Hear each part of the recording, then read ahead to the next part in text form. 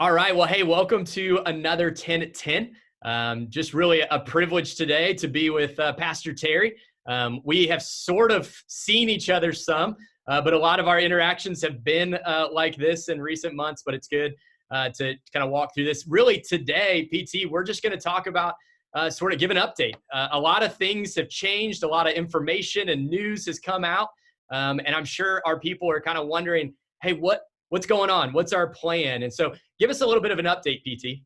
Yeah, that's great. Yeah, and I think we're all getting a little zoomed out with all these Zoom calls that we're living on these days.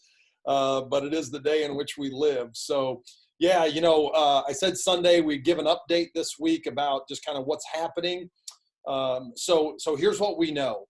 And again, I want to start by saying this: huge thank you to our governor. We think he's doing a great job managing this for our state. Great job to our mayor, our health department here in Montgomery County. Man, these are challenging days. We think they're doing a wonderful job. We want to be just really good partners with them. But our governor came out last Friday, gave some guidelines for our state for reopening in different phases. And part of those guidelines were for religious institutions that we could once again begin to open up. Yeah. And that's great news because we appreciate having our religious liberties and them not trying to shut those things down on us. So, but it's a little more complicated than just, hey, you guys can have church again. So here's a little bit of what they're saying. Their number one recommendation to us is, if you can continue to do this virtually, if you have the capabilities, if that's going well, that would be their number one recommendation for us. If we want to start getting together as a church family, they would like us to do a number of different things. So here would be some of those things.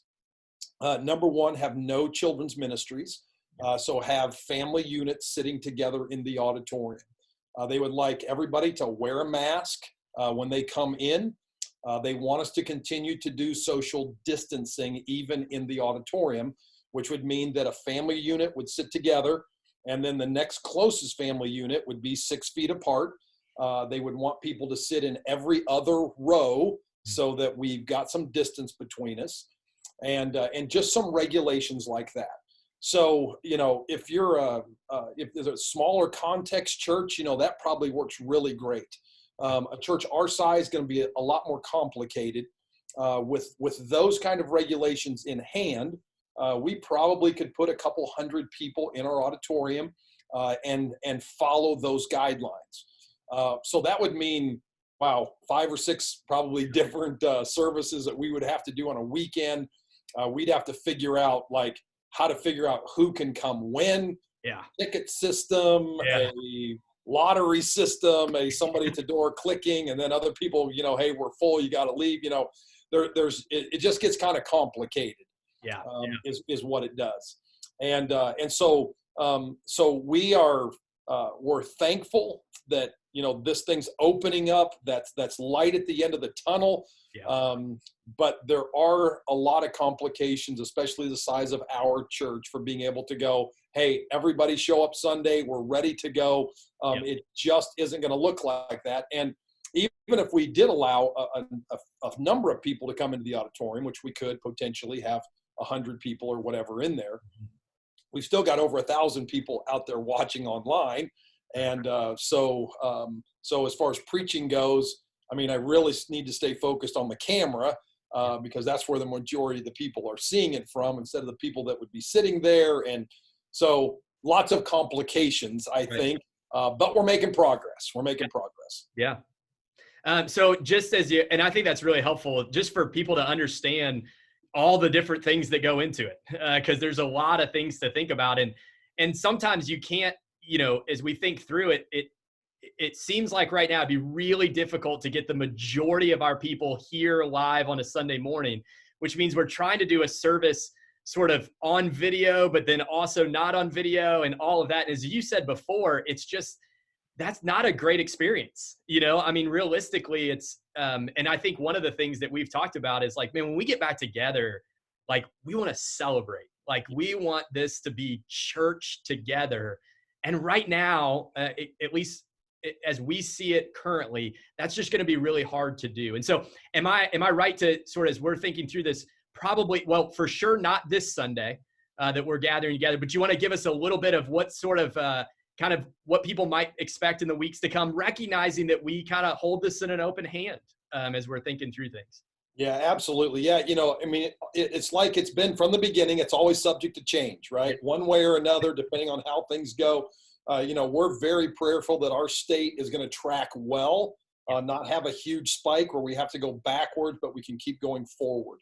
Yeah. So our plan right now, and a lot of churches are doing this as well. A lot of our friends that are in churches our size, kind of waiting a couple of weeks just to kind of see what the data numbers do in our state.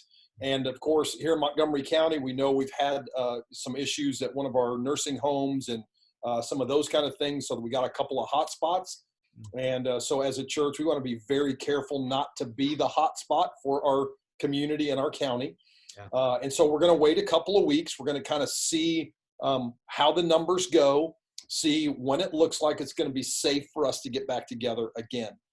And so there's the phases. If everything goes well, there's another phase that's coming in the middle of June, which may open things up to like 250 people.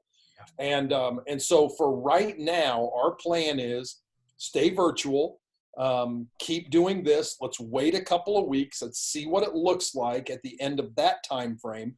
But at the very earliest, I would think, we're probably into the first couple of weeks of June before we would probably consider opening up for big church again. Yeah. Now, Pastor Jeff can give you an update on small groups and youth group and some things like that, because very possible some of those are going to start before big church starts again.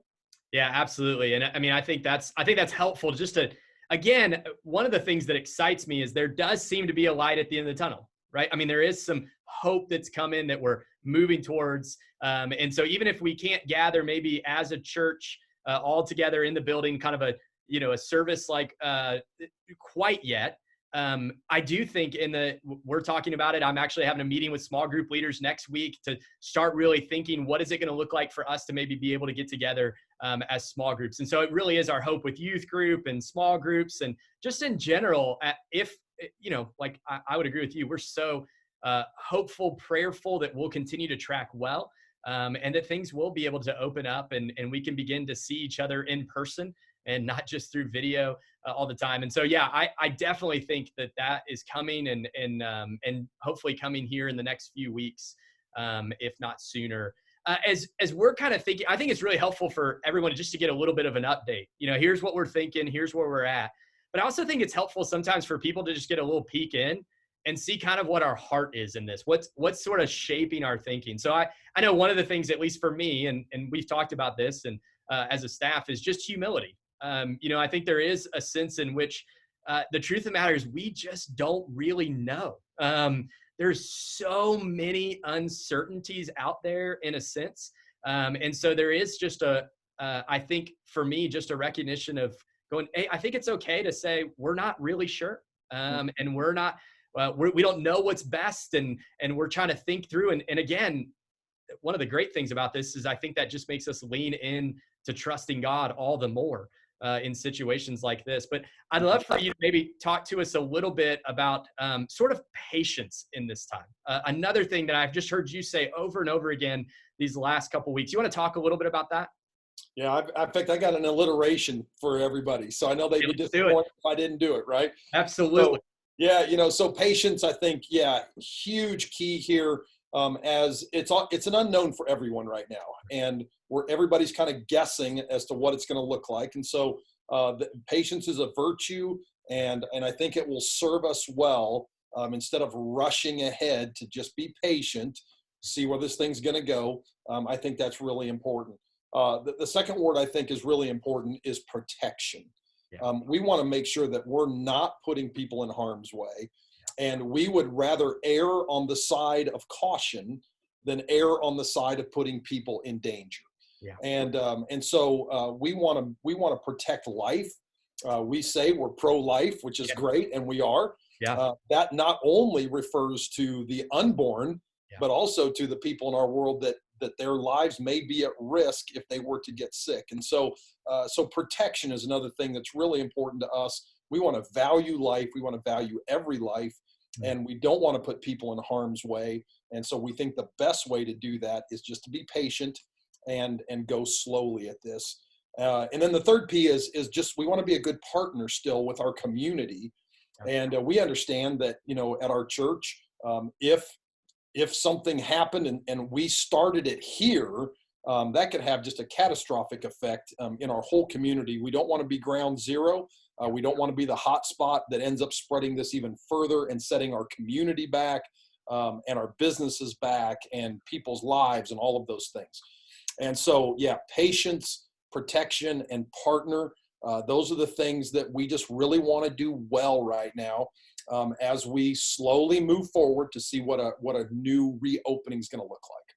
Yeah, I think it's so helpful, and I think so good for us to just be kind of thinking on and what's sort of influencing us and shaping us. You know, I think it'd be helpful just as we finish. We're going to try to keep this relatively quick, but just to think through like what our people can be doing now in this time. And so, you know, one of the things that I was just thinking, I'm gonna add a fourth P.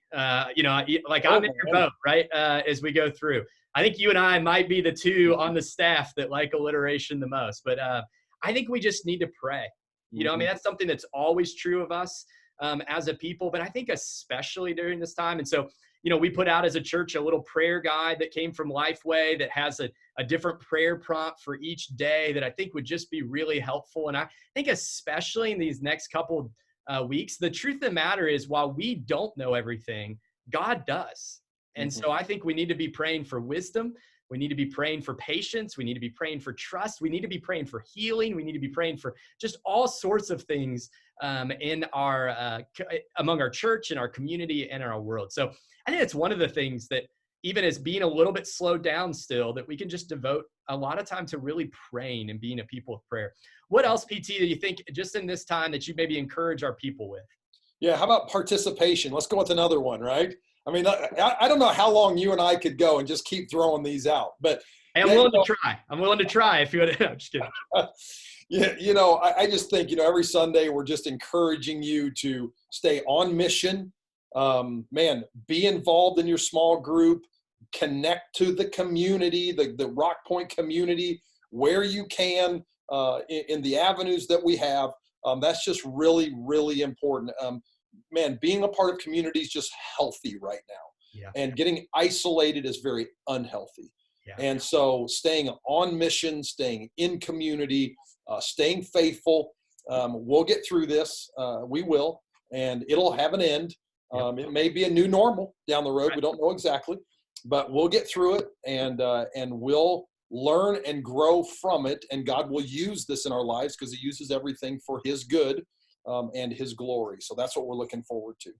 Yeah, I think that's great. And I love that. And that's really, at some level, those two things that we're talking about is connecting with God and connecting with one another. Those don't change. I mean, that is the Christian life. And so even in the midst of kind of some isolation, but not, I mean, we can still stay connected. We don't want to get isolated, but when we can't physically gather, we can still stay connected. And especially to God, God is always with us, but also to one another. And so I love that. And I'm hoping, and I think we all as a church, I mean, there's going to be more opportunities to be connected together and to get out there to be together through small groups, youth group, through other activities. And we really want to encourage people to do that as is open. And then, man, how exciting is it going to be when we get to gather back together on a Sunday morning? I know that is just, I mean, I can't wait. And I know our people are that way. We're hearing that, and that is our hope, but we want to do it well. We want to do it wisely in a way that really loves our community well, loves our neighbor, but also glorifies God. So PT, I'm thankful for those thoughts, thankful for your leadership. Yeah, hopefully this will be helpful to our people. So thanks so much for coming on for your first appearance. I know, this is great. Love it. All right, man. Well, hey, thanks so much. And hey, all of you watching, hopefully this is helpful. We're excited to see you guys on Sunday morning online. As we continue to gather as a church at home and worship from home together. And we'll continue to kind of give you updates as things will inevitably sort of change and shift. So thanks again, PT, for being with us. You're welcome.